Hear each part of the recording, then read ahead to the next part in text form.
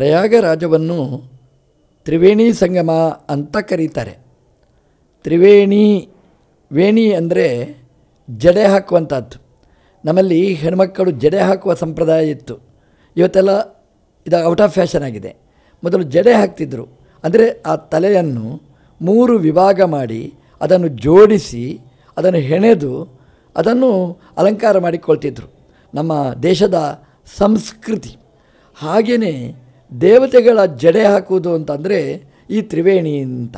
ಅಂದರೆ 3 ನದಿಗಳನ್ನು ಒಂದಕ್ಕೊಂದು ಹೆಣೆದು, ಗಂಗೆ, ಯಮುನೆ, ಸರಸ್ವತಿ, ಆ ನದಿಗಳನ್ನು 3 ವಿಭಾಗವನ್ನು ಒಟ್ಟು ಸೇರಿಸಿ ಆಚೆ ಈಚೆ ಮಾಡಿ ಹೆಣೆದು ಮಾಡಿರ್ತಕ್ಕಂಥದ್ದೇ ಈ ತ್ರಿವೇಣಿ ಅಂತ ಇದನ್ನು ಕರೀತಾರೆ. ಹಾಗಾಗಿ ನಮ್ಮ ದೇಶದ ಸಂಸ್ಕೃತಿ ಏನು ಅಂತಂದರೆ ಆ ತಲೆಯನ್ನು ಬಾಚಿ ಅದನ್ನು ಜಡೆ ಹಾಕಿ ಅಲಂಕಾರ ಮಾಡಿಕೊಳ್ಳುವಂಥದ್ದು ಈ ದೇಶದ ಒಂದು ಒಳ್ಳೆಯ ಸಂಪ್ರದಾಯ. ನಮ್ಮ ಶ್ರೀನಿವಾಸ ದೇವರನ್ನು ಬಾಲಾಜಿ ಅಂತ ಕರೀತೇವೆ ನಾವು. ಬಾಲಾಜಿ ಅಂತಂದರೆ ಬಾಲ ಅಂದರೆ ತಲೆ ಕೂದಲು, ತುಂಬ ಸುಂದರವಾದ ತಲೆ ಕೂದಲುಳ್ಳವ ಅಂತಹ ದೇವರು ಅಂತ ಹೇಳ್ತೇವೆ. ಆ ದೇವರ ತಲೆ ಕೂದಲು ತುಂಬ ಚೆಂದ, ನೀಲ ಬಣ್ಣದ ತಲೆ ಕೂದಲು. ಅಂದರೆ ನಾವು ನೋಡಿ ದೇಹದಲ್ಲಿ ಸೌಂದರ್ಯ ಬೇಕು ಅಂತ ಬಯಸ್ತೇವೆ, ಆದರೆ ತುಂಬ ಗಮನ ಕೊಡೋದು ತಲೆ ಕೂದಲಿಗೆ. ತಲೆ ಕೂದಲಲ್ಲಿ ಆದರೂ ಬಿಳಿಯಾಯಿತು ಅಂತಂದರೆ ತುಂಬ ನಾವು ಗೊಂದಲಕ್ಕೆ ಒಳಗಾಗ್ತೇವೆ. ಅಯ್ಯೋ ತಲೆ ಕೂದಲು ರೋಮ ಮುಖದ್ದು ಬಿಳಿಯಾಯಿತು ಅಂತ ತಲೆ ಬಿಸಿ ಮಾಡ್ತೇವೆ. ಯಾಕಂದರೆ ಅದು ಕೃಷ್ಣ ಕೇಶ ಆಗಬೇಕು, ತಲೆ ಕೂದಲು ಹಾಗಿದ್ರೇ ಚಂದ. ನಮ್ಮ ದೇವರ ತಲೆಯ ಕೂದಲು ಸುನೀಲ ಕುಂತಲಾವೃತ ಅಂತ ಹೇಳ್ತಾರೆ. ಅದು ಅತ್ಯಂತ ತುಂಬ ಕಪ್ಪಾದಂಥ ತಲೆಗೂದಲು ಇರುವ ದೇವರು ಶ್ರೀನಿವಾಸ. ಆ ಶ್ರೀನಿವಾಸನ ಪ್ರತಿನಿಧಿ ಈ ತ್ರಿವೇಣಿ ಅನ್ನುವಂಥದ್ದು. ಅದು ತಲೆ ಕೂದಲನ್ನ ಹಾಗೆಯೇ ಅದು ನಿತ್ಯ ಸ್ವಚ್ಛವಾಗಿರತಕ್ಕಂತಹ ಈ ತ್ರಿವೇಣಿಯಲ್ಲಿ ಬ್ರಹ್ಮದೇವರು ಯಾಗ ಮಾಡಿದ್ದಾರಂತೆ. ನಮ್ಮಲ್ಲೆಲ್ಲ ಹೇಳುವುದುಂಟು, ನೀರಲ್ಲಿ ಹೋಮ ಮಾಡಿದರೆ ಹಾಗೆ ಅಂತ. ಯಾವುದಾದರೂ ವ್ಯರ್ಥ ಕೆಲಸ ಮಾಡಿದರೆ ನೀರಲ್ಲಿ ಹೋಮ ಮಾಡಿದ ಹಾಗೆ ಅಂತ.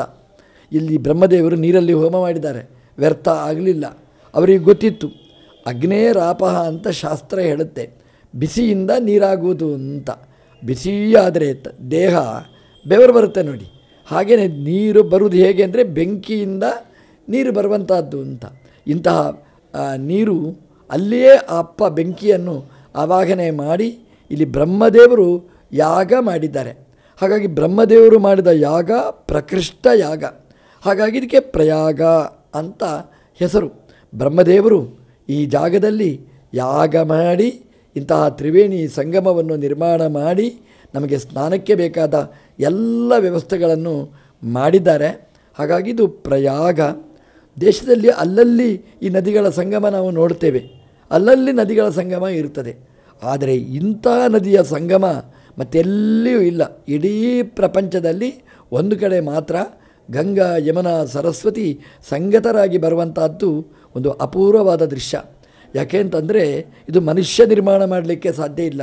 ಗಂಗೆ ಆಗಲಿ, ಯಮುನೆ ಆಗಲಿ, ಸರಸ್ವತಿ ಆಗಲಿ ದೇವನಿರ್ಮಿತವಾದಂತಹ ನದಿಗಳು. ನಮ್ಮಲ್ಲಿ ಏನು ನಾವು ನಿರ್ಮಾಣ ಮಾಡಿದರೂ ನೀರು ಬತ್ತಿ ಹೋಗ್ತದೆ. ಇಷ್ಟು ಅಕ್ಷಯ ನೀರು ಸಿಗುವಂಥದ್ದು ಗಾಡ್ ಗಿಫ್ಟ್ ನಮಗೆ. ಹಾಗಾಗಿ ಇದರಲ್ಲಿ ಯಾಗ ಅಂತ ಚಿಂತನೆ ಮಾಡಿ ಇದರಲ್ಲಿ ಸ್ನಾನ ಮಾಡುವ ಸಂಪ್ರದಾಯ ನಮ್ಮಲ್ಲಿ ಬಂದಿದೆ. ಬೇರೆ ದೇಶಕ್ಕೆ ಹೋಗ್ತಾರೆ, ಅಲ್ಲೆಲ್ಲ ನದಿಯನ್ನು ನೋಡ್ತಾರೆ, ಯಾರಾದರೂ ಸ್ನಾನ ಮಾಡ್ತಾರಾ? ಗಮ್ಮತ್ತು ಮಾಡ್ತಾರೆ ಅಷ್ಟೇ ಹೊರತು ಸ್ನಾನ ಮಾಡುವುದಿಲ್ಲ. ಹಾಗೆ ಮಂತ್ರ ಪೂರಿತವಾಗಿ ಭಕ್ತಿಯಿಂದ ಸ್ನಾನ ಮಾಡೋದು ನಮ್ಮ ಈ ಭಾರತ ದೇಶದಲ್ಲಿ ಮಾತ್ರ. ಹಾಗಾಗಿ ಈ ಪ್ರಯಾಗ ಅನ್ನುವಂಥದ್ದು ನಮ್ಮ ದೇಶದ ಕೊಡುಗೆಗಳಲ್ಲಿ ದೊಡ್ಡ ಗಿಫ್ಟು ದೇವರು ಕೊಟ್ಟಿರತಕ್ಕಂಥದ್ದು. ಇಂತಹ ಪ್ರಯಾಗದಲ್ಲಿ ತ್ರಿವೇಣಿಯಲ್ಲಿ ಸ್ನಾನ ಮಾಡುವಾಗ ಗಂಗಾ, ಯಮುನಾ, ಸರಸ್ವತಿ ಅಂತ ನಾವು ಅನುಸಂಧಾನ ಮಾಡಬೇಕು. 3 ನದಿಗಳನ್ನು ಒಟ್ಟು ಸೇರತಕ್ಕಂತಹ ಜಾಗ. ರಾಮದೇವರು ಬಂದ ಉಲ್ಲೇಖ ಇದೆ ಇದರಲ್ಲಿ. ರಾಮದೇವರು ಸ್ನಾನ ಮಾಡಿದ ಪರಿಚಯವನ್ನು ರಾಮಾಯಣ ಮಾಡಿಕೊಟ್ಟಿದೆ. ಇಂತಹ ಜಾಗದಲ್ಲಿ ನಾವು ಸ್ನಾನ ಮಾಡಿದರೆ ದೇವರೇ ಮಾಡಿದ ಸ್ನಾನದ ನೀರಿದು ಅಂತ ಅನುಸಂಧಾನ ಮಾಡಿದರೆ ತುಂಬ ನಮಗೆ ಪುಣ್ಯ ಅನ್ನುವಂಥದ್ದು ಲಭಿಸುವಂಥದ್ದು. ಇಂತಹ ತ್ರಿವೇಣಿ ನದಿಯಲ್ಲಿ ದೇವತೆಗಳೇ ಬಂದು ಸ್ನಾನ ಮಾಡ್ತಾರೆ. ಅಮೃತರಾದ ದೇವತೆಗಳೇ ಬಂದು ಇರ್ತಾರೆ ಇಲ್ಲಿ. ಈ ಕಾಲದಲ್ಲಿ ನಾವು ಸ್ನಾನ ಮಾಡಿದರೆ ಆ ನದಿ ಅನ್ನೋದು ಒಳ್ಳೆಯ ಪುಣ್ಯವನ್ನು ಅನುಗ್ರಹವನ್ನು ಮಾಡ್ತದೆ. ಒಂದು ಸ್ನಾನಕ್ಕೋಸ್ಕರನೇ ಇಷ್ಟು ಜನ ಬರುವಂತಹದ್ದು ಪ್ರಪಂಚದಲ್ಲಿ ಇಲ್ಲ. ಬರೀ ಮತ್ತೇನಿಲ್ಲ, ಇಲ್ಲಿ ದರ್ಶನ ಇಲ್ಲ, ದೇವರ ಪೂಜೆ, ಪ್ರದಕ್ಷಿಣೆ, ನಮಸ್ಕಾರ, ಸೇವೆ ಯಾವುದೂ ಇಲ್ಲ. ನದಿಯಲ್ಲಿ ಸ್ನಾನ ಮಾಡೋದು, ನಮಸ್ಕಾರ ಮಾಡೋದು, ಹೋಗೋದು. ಇಷ್ಟಕ್ಕೇ ಇಷ್ಟು ಕೋಟಿ ಕೋಟಿ ಭಕ್ತರು ಬರ್ತಾರೆ ಅಂತಂದರೆ ನಮ್ಮ ದೇಶದ ಸಂಪತ್ತು ಅಮೂಲ್ಯ. ಇದಕ್ಕೆ ಸಮಾನವಾದದ್ದು ಪ್ರಪಂಚದಲ್ಲಿ ಮತ್ತೊಂದಿಲ್ಲ.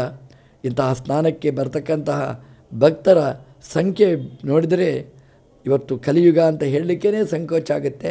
ಅಷ್ಟು ಭಕ್ತಿಯಿಂದ ಪ್ರಾಣವನ್ನು ಒತ್ತಿಟ್ಟು ಈ ಜಾಗದಲ್ಲಿ ಸ್ನಾನಕ್ಕೆ ಬಂದಿದ್ದಾರೆ ಅಂತಂದರೆ ಆ ಭಕ್ತಿ, ಶ್ರದ್ಧೆ ಇದು ಅವಿನಾಭೂತವಾದದನ್ನು ನಾವು ಹೇಳಲಿಕ್ಕೇ ಸಾಧ್ಯ ಇಲ್ಲ. ಈ ದಕ್ಷಿಣ ಕನ್ನಡದ ಜನ ವಿಚಾರಪರರು, ಉತ್ತರ ಭಾರತದ ಜನ ಶ್ರದ್ಧಾವಂತರು. ಎಷ್ಟು ಶ್ರದ್ಧೆ ಅಂತಂದರೆ ಬೆಳಿಗ್ಗೆ 4 ಗಂಟೆಗೇ ಸ್ನಾನಕ್ಕೆ ಬರ್ತಾರೆ. ಬರುವಾಗ ಚಿಕ್ಕ ಮಕ್ಕಳನ್ನು ಕರ್ಕೊಂಡು ಬರ್ತಾರೆ. ಒಂದು ಚಿಕ್ಕ ಮಗುವನ್ನು ಮುಳುಗಿಸಿ ತೆಗಿತಾರೆ. ಆ ಮಗು ಕೂಡ ಎಂಜಾಯ್ ಮಾಡ್ತದೆ ಆ ಸ್ನಾನ ಮಾಡುವಾಗ.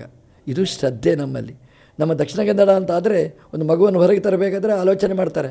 ಮಗುವಿನ ಕಿವಿಗೆ ಗಾಳಿ ಹೋಗುತ್ತೆ, ಶೀತ ಆಗುತ್ತೆ, ಜ್ವರ ಬರುತ್ತೆ ಅಂತ ಮನೆಯಲ್ಲಿ ಬಿಟ್ಟು ಬರ್ತಾರೆ. ಇಲ್ಲಿಯ ಸಂಸ್ಕೃತಿ ಮಕ್ಕಳನ್ನು ಕರ್ಕೊಂಡು ಬರಬೇಕು ಅನ್ನುವಂಥದ್ದು, ಮುಂದಿನ ಪರಂಪರೆ ಬೆಳೆಯಬೇಕು ಅಂತ ಇಂತಹ ಈ ಪ್ರಯಾಗರಾಜದಲ್ಲಿ ಬಂದ ಭಕ್ತರ ಸ್ತೋಮವನ್ನು ನೋಡಿದರೆ ಇದೇ ಒಂದು ದೇವರ ಮಹಿಮೆ ಅಂತ ನಮಗೆ ತುಂಬ ಖುಷಿಯಾಗಿದೆ. ಇದಕ್ಕೆ ಮಾಡಿದ ವ್ಯವಸ್ಥೆಗಳು ತುಂಬ ಚೆನ್ನಾಗಿದೆ. ಮೋದಿ ಯೋಗಿಯವರು ಎಷ್ಟು ಇದಕ್ಕೆ ಅನುಕೂಲತೆ ಮಾಡಿಕೊಟ್ಟಿದ್ದಾರೆ. ಆ ಕಸ ಅದು ಪ್ರತ್ಯೇಕವಾಗಿರ್ತದೆ. ಮಲಮೂತ್ರಗಳಿಗೆ ವ್ಯವಸ್ಥೆ ಇದೆ. ಮೊದಲು ನಾವು ನೋಡ್ತಿದ್ದೆವು ಎಲ್ಲ ಮಲ ಮೂತ್ರ ಎಲ್ಲ ಗಲೇಜು ತುಂಬಿಕೊಂಡಿರ್ತಿತ್ತು. ಈಗ ಎಲ್ಲಿಯೂ ಗಲೇಜು ಕಾಣಿಸುವುದಿಲ್ಲ. ಇಷ್ಟು ಕೋಟಿ ಕೋಟಿ ಸ್ನಾನ ಮಾಡಿದರೆ ಎಷ್ಟು ಗಲೇಜಿರಬೇಕು, ಅದನ್ನು ಕೂಡಲೇ ತೆಗೆದು ಮಾಡುವ ವ್ಯವಸ್ಥೆಗಳು ತುಂಬ ಅಭಿನಂದನೀಯವಾದ್ದು. ನಮ್ಮ ಸಂಸ್ಕೃತಿಯಲ್ಲಿ ಶ್ರದ್ಧೆ ಇದ್ದ ಅರಸರು ನಮ್ಮನ್ನು ಆಳ್ತಾ ಇರಬೇಕು. ಹೀಗೇ ಪರಂಪರೆ ಬೆಳೆಯಲಿ ಅಂತ ನಾನು ದೇವರಲ್ಲಿ ಪ್ರಾರ್ಥನೆ ಮಾಡ್ತಾ, ಇದನ್ನು ವ್ಯವಸ್ಥೆ ಮಾಡಿದವರಿಗೆಲ್ಲ ದೇವರು ಒಳ್ಳೆಯದು ಮಾಡಲಿ ಅಂತ ಶುಭ ಹಾರೈಸ್ತಾ ಇದ್ದೇನೆ.